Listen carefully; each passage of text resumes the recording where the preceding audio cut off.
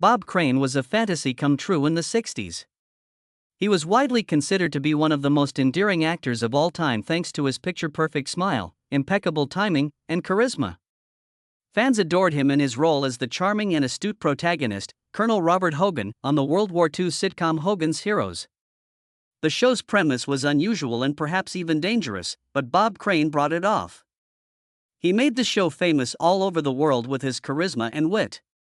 Crane already had a reputation on the radio before he became famous on television.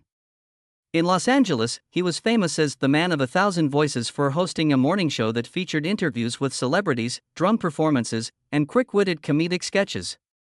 The A-listers in Hollywood loved him because he was so assured and brilliant on the spot. He was sometimes said to as the West's fastest wit even by Walt Disney. After the 1965 debut of Hogan's Heroes, Bob Crane became famous all over the world.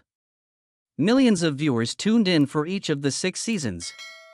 His likeness appeared on everything from billboards to lunch cartons, and he received 2 Emmy Award nominations.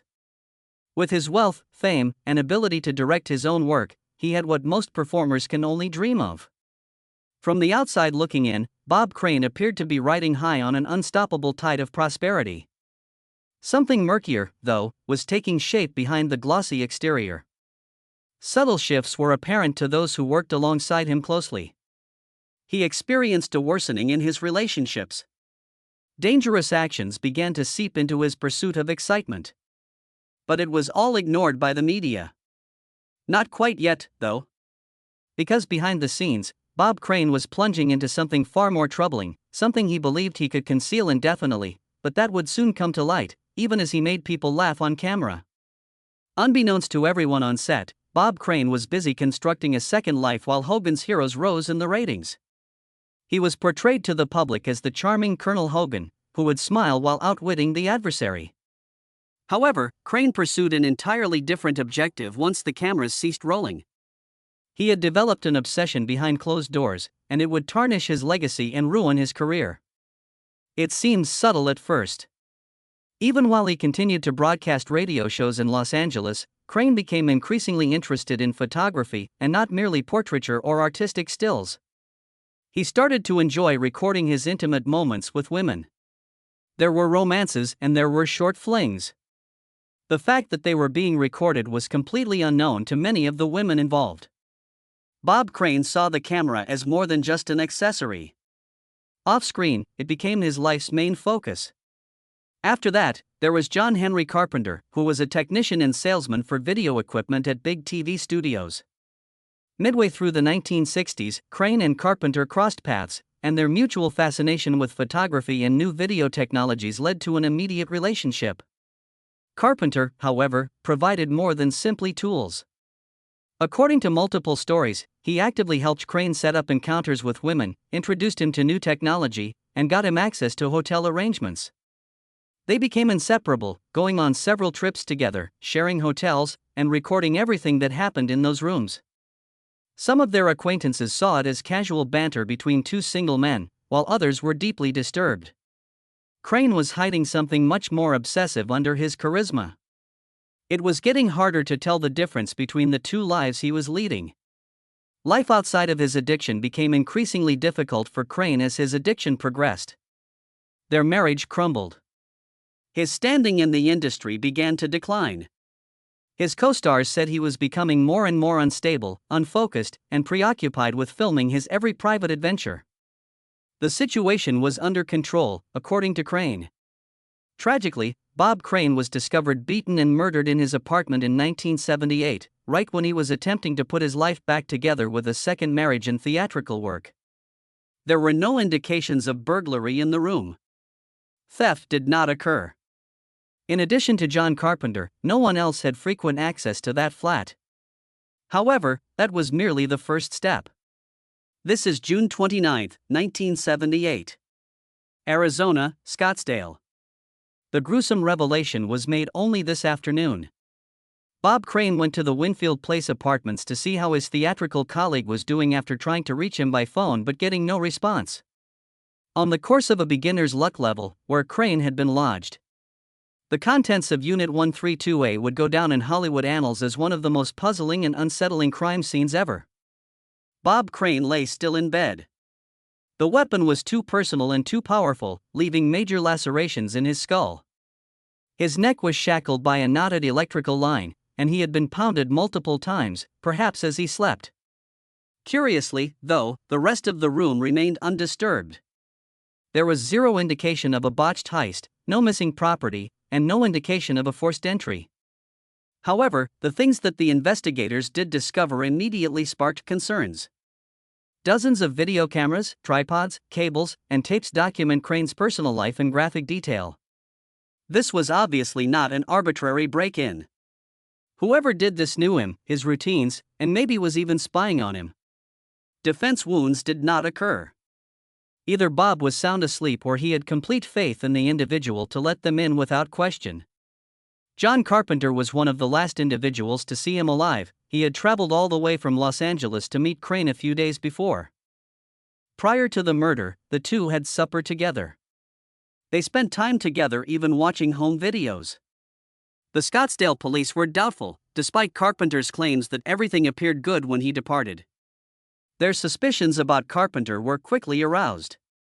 He possessed access, motivation, envy, animosity, and perhaps even more profound emotions. Finally, and most damningly, a witness testified that Crane had attempted to terminate the friendship in the days leading up to his demise. The case stagnated when investigators brought Carpenter in for questioning without a weapon, fingerprints, or a clear timeline. Traces discovered in a rental automobile were the sole observable evidence connecting Carpenter to the crime site. Still, it would be almost 20 years before it became clear.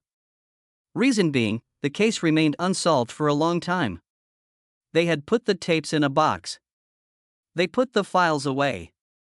Became simply another unresolved Hollywood tragedy. Everything changed when new technologies and a second glance at the car came along. Unlike the shadowy figure, John Henry Carpenter was not an outsider. Bob Crane's pal was him. Maybe even his dearest. They had been filming and traveling together for years, leading a life that only a select few in Crane's inner circle could comprehend. However, when the authorities started to uncover the underlying details of the name of Carpenter kept popping up. And the more they probed, the more suspicions they uncovered. Carpenter was an employee of Sony, where he helped introduce TV personalities to new video technologies. In that capacity, he became Bob Crane's go-to guy for documentation. And yet, their connection.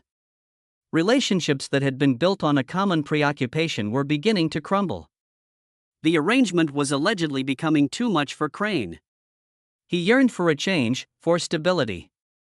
His new wife was an effort to break him away from the destructive lifestyle he had led for so long. After the fact, a number of individuals recalled that Crane had broken up friendship with Carpenter.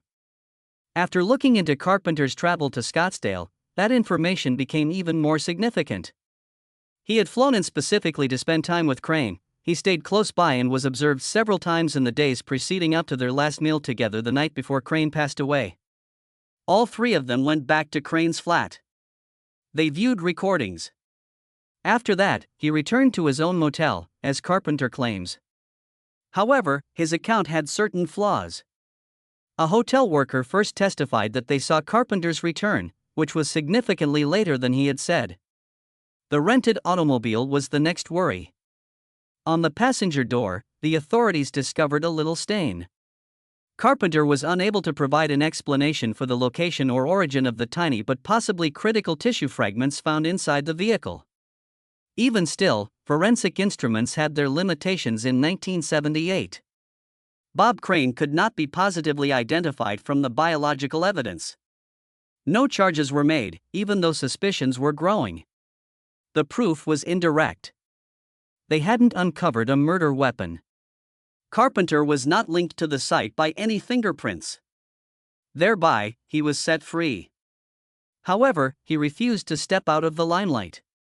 During interviews, Carpenter denied everything and said that sensationalists were spreading false information. But in the eyes of the general public, he had already been found guilty. He would be associated with Crane's demise indefinitely. At the time, investigators had no idea that the case would quickly resurface in the news once science caught up. As the years went by, the grisly murder of Bob Crane became something of a Hollywood urban legend, a cold, unsolved case that begged more questions than it answered. Scottsdale, however, police will not budge on the matter. They were aware that something had been omitted. They seized an opportunity to re-examine the evidence that had plagued them for so long, thanks to forensic science's recent advances. One object was the focus of their reopened investigation: John Carpenter's rented vehicle from his time in Arizona. Biological material, including tiny bits of tissue and a faint bloodstain, was retrieved from the car by investigators in 1978. Nobody knew where it had come from back then. However, specialists in DNA analysis were brought in by the department over 20 years later. Though not conclusive, the findings warranted reopening the case. Based on the results of the partial DNA match, it is highly probable that the tissue fragments originated from Bob Crane. Even if it wasn't the smoking gun the prosecution were hoping for, it was sufficient to re-establish John Carpenter in the limelight, this time as a defendant. Carpenter faced murder charges after his arrest in June 1994. The entertainment industry was rocked by the news. Carpenter had been able to remain mostly unknown for a long time. Reporters have set up camp outside his home, planning to expose him in every tabloid in the nation by researching his background. This matter was the bane of a prosecutor's existence. Nobody saw what happened. No one had ever found the murder weapon. Although the DNA evidence was strong, it was not definitive. Furthermore, the majority of the physical evidence lacked a clear chain of custody due to the initial crime scene's contamination and poor preservation. The prosecution persisted, nevertheless. The key, they thought, was motive: Carpenter's envy, Crane's rejection, and maybe his despair as he lost access to Crane's world. According to their story, Carpenter lost it after feeling abandoned and ashamed, and he acted irrationally in his anger. A contrasting picture was presented by the defense. They stated that the evidence was weak, the DNA was too old to be credible, and the motivation was pure speculation. As it unfolded in court, the trial seemed straight out of a Hollywood script. The prosecution exposed Crane's bizarre double existence by showing graphic images and playing audio of his private recordings. While they accomplished their goal, they unintentionally exposed Crane's hidden passions to the world. Whether or not Carpenter was guilty was only one issue before the jury. Addiction, exploitation, and treachery were the obstacles they were being asked to overcome. In 1995, the jury deliberated for weeks before reaching a verdict. John Carpenter was found not guilty. Once again, the case remained unsolved. But there was someone who just could not release it. Even after the spotlights went down and the news stories died down, there was still one stubborn defendant. Robert Crane Jr., the eldest son of Bob Crane, had experienced firsthand the destruction of his father's reputation as an entertainer to millions. The murder, the recordings, the prosecution. Everyone had been watching. But Robert took it personally, and he still wasn't sure the story had concluded. Robert embarked on his personal quest for answers in the years following his acquittal. Reconnecting with those who had known his father best, reviewing old police records, and speaking with detectives were all steps in his investigation. His discovery unsettled him. The man who had previously referred to his father as his best friend, John Carpenter, continued to torment him, along with sloppy evidence management, missed deadlines, and important information that were either disregarded or neglected. Robert considered Carpenter to be more than simply a suspect. His family had lost everything due to a web of deceit and secrecy, and he was the final link in that web. Robert was forthright in his interviews. It didn't matter to him whether the jury found Carpenter guilty or not. He thought the judicial system had let him down. However, assigning blame was not Robert's only objective. The plot revolved around getting Bob Crane's backstory back on track. A memoir detailing not just the murder but also the man behind the grin, Crane, sex, celebrity, and my father's unsolved murder, was released by him in 2015. Underneath his charisma and humor was a complicated guy, battling demons that few ever seen. Robert opened up about his father's struggles with substance abuse and compulsions, as well as the illusion that fame brought, which eventually faded. He was blunt, but he did provide something that tabloids and news articles had failed to do: setting the scene. Away from that reality, Bob Crane had been attempting to extricate himself. A transformation had been his goal.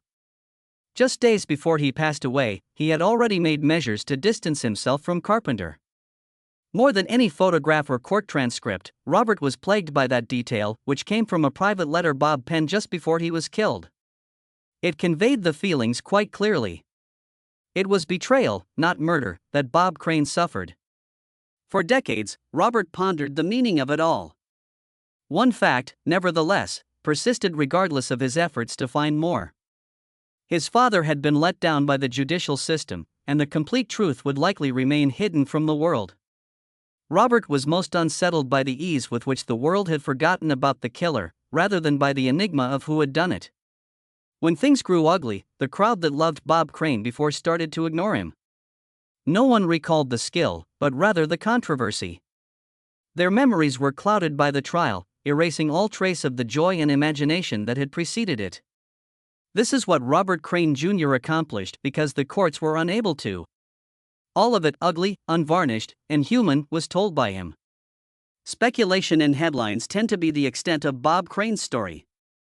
A friend who became a suspect, a TV personality who had a dark secret, and a death that nobody could explain. However, the reality is both more disturbing and relatable in nature. It was not a simple ups and downs in his life. Isolation, addiction, and the crushing pressure of stardom all contributed to a gradual collapse. Crane had joked around for a long time. Not only was he the star of a popular show, but he also brought energy to whatever space he entered. However, he transformed into someone else when the cameras ceased rolling. His personal life was overshadowed by his battle with an addiction off stage, and dissolved all distinctions. It became increasingly difficult to distinguish between genuine friendship and exploitation, between being intimate and being staged. He attempted to flee, but by then it was too late. The awful way his story was remembered is what made it all the more tragic. Bob Crane is not known as an accomplished actor or gifted improviser by many. Everyone remembers this man from the unsolved murder, the tapes, and the headlines. Scandal ruined decades of fun and hard work. People muttered about it, speculated about it, and then forgot about it since his case was unsolved. Tragically, even his professional legacy took a hit. A footnote concerning Crane's death is usually included whenever Hogan's Heroes, which was once the most popular show in the US, is brought up. The directors refrained from bringing up his name. His episodes were discreetly removed from reruns by the networks. It was as though the entertainment industry as a whole intended to put him and the issue to rest. Not because they weren't interested, but rather because they were afraid to face the truth about his life. The entertainment business had to face an uncomfortable truth after hearing Bob Crane's story, that many performers were quietly falling apart under the pressure of the spotlight and the ovation. Everyone was having trouble, not just Crane. He was merely the unfortunate individual who became entangled in their midst. He had all he needed from fame, but it had also given him an illusion and made him feel alone. His worst vices were permitted, his calls for assistance disregarded, and his dying moments went unresolved. Whenever the story is revived through crime podcasts or TV specials, the main focus remains on the whodunit. The true mystery, nevertheless, is not limited to Bob Crane's murderer.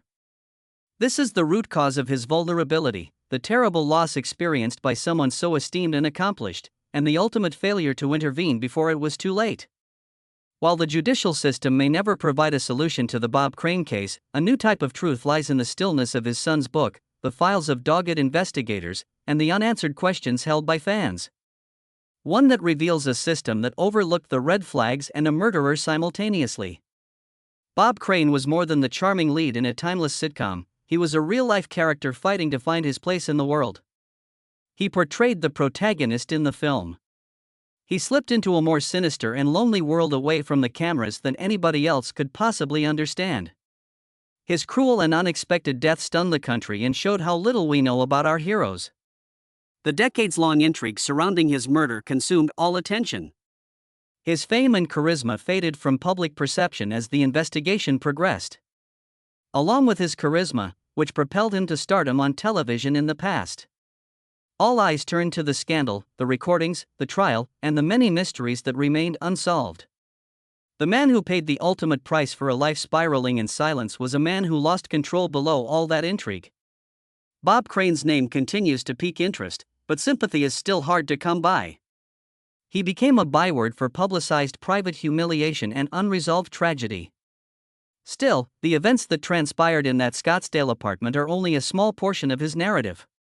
The story delves into the warning signs that go unnoticed, the hardships that lie under the surface of popularity, and the far-reaching effects of ignoring such signs.